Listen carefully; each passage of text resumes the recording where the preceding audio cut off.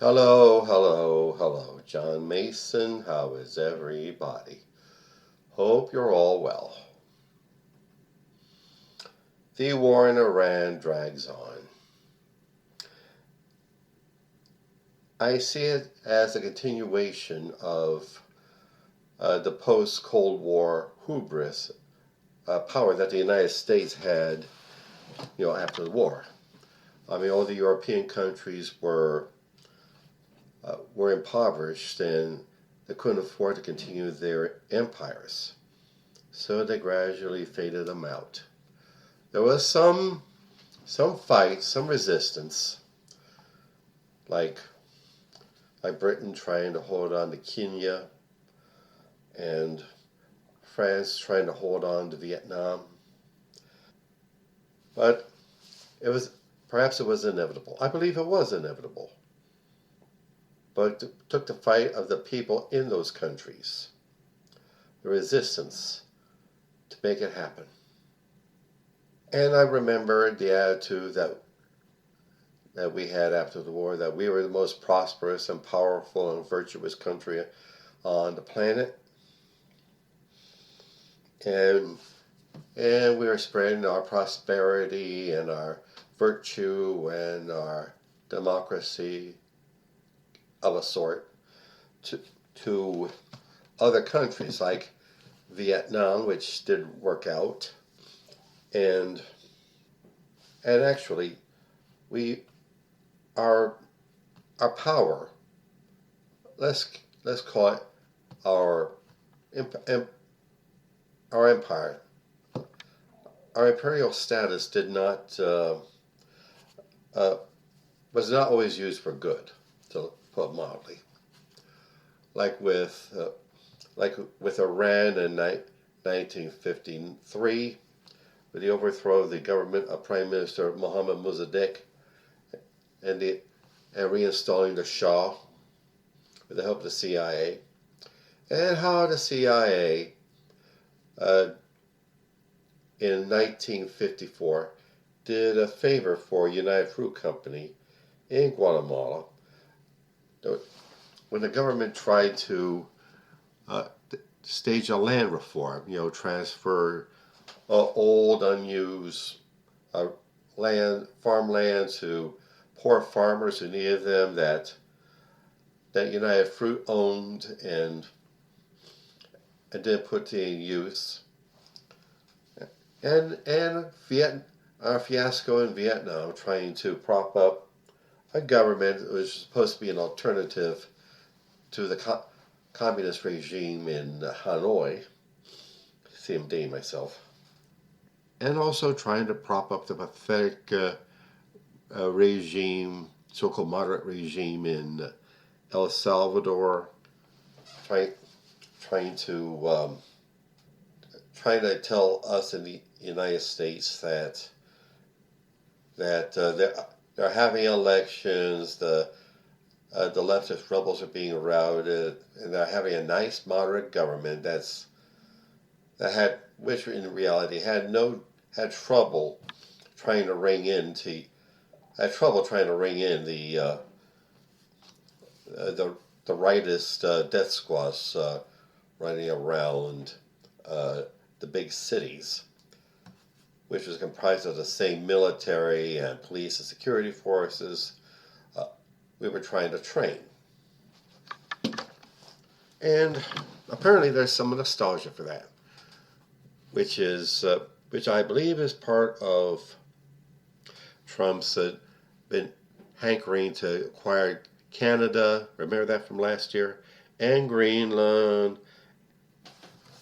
and Mexico, and now he's making eyes at Cuba. And let's not forget how he used our special forces to unilaterally seize the president of Venezuela, Nicolas Maduro, and his wife. Don't get me wrong, I have troubles with Maduro. His regime was corrupt and repressed, but Trump couldn't care less about that. He didn't mind a dictator running Venezuela just as long as he was the dictator. And he kept the rest of the government of Venezuela in place. Which just brings us to our 250th anniversary as an independent nation where a group of slave-holding, affluent white men hammered out this document, this wonderful, beautiful document that said all men are created equal, that they are bound by their creator with inalienable rights, blah, blah, blah. You know the rest. And written down by Thomas Jefferson, who was having too much fun with a slave girl while writing these beautiful sentiments. And now, we, the American people, have to make our stand. We're being occupied by Donald Trump and his goons. Donald Trump has been utilizing his ICE thugs to terrorize cities in this country. And there's been even and let's not forget the 17-page memo that was given to him by allied attorneys, where he's advising him to declare some sort of emergency and seize each state's voting systems. Be aware about that.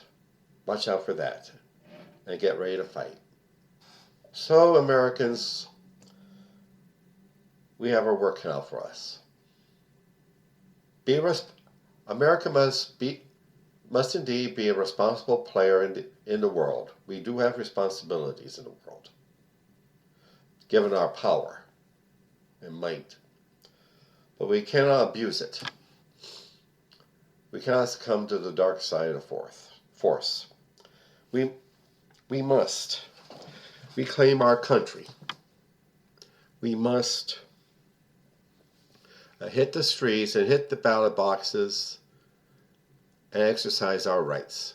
Our right to freely demonstrate, our right to express our opinions peacefully, our right to worship in the manner we believe in, and definitely the right to vote. Okay, that's it for now. And now advertisements. All this work I do on my media, this podcast, my blog, my YouTube channel, my poetry, my fiction, all work. And I need to be paid for my work. So, please get on my website, johnomason.com, and click either the PayPal button or the Buy Me a Coffee button and see what we can give. I would greatly appreciate it. Thank you. And also, Hemperific is a lovely little CBD product store located on Snyder Avenue near 15th Street in South Philadelphia. There you will find some of the finest cannabis-infused products. Flour and gummies and candies and drinks and teas and hand sanitizer and lip balm and dog treats. Yeah, dog treats. Look them up, please. HemperificLLC.com. And also, my beloved career and business coach, Michelle Snow. Michelle is excellent in helping you develop your professional career or small business. Let you know what you're doing right, where you need work, and help you network with other up-and-coming entrepreneurs and professionals. Look her up, please. GrowWithSnow.com. Okay. Alrighty then. That's the fight we have on our hands. And let's not be weak about it. Along with our imperial history, we have a people's democratic history, where people stood up for their rights and the rights of others. The early protesters against British rule, the abolitionists, the women's suffragists, the old labor leaders, the civil rights movement, the feminist movement, the gay movement, all of them.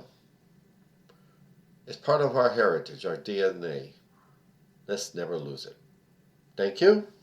Have a good weekend. Shabbat Shalom. Bye.